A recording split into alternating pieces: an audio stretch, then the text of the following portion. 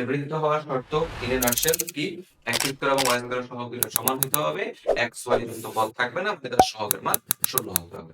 আমরা যদি অন্য একটা কোশ্চেনে যাই, ধরো আমাদের যে পরের কোশ্চেনটা, এটা জাতীয় কবিরুল ইউনিভার্সিটি আসছে।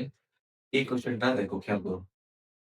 কোশ্চেনে বলতেছে যে পি এর কোন মানের জন্য এই সমীকরণটা বৃত্ত সূচিত করে। আমরা যেটাকে একটু ভাঙি বা সেরকম যে x minus y plus 3 square plus p x plus 2 y minus 1।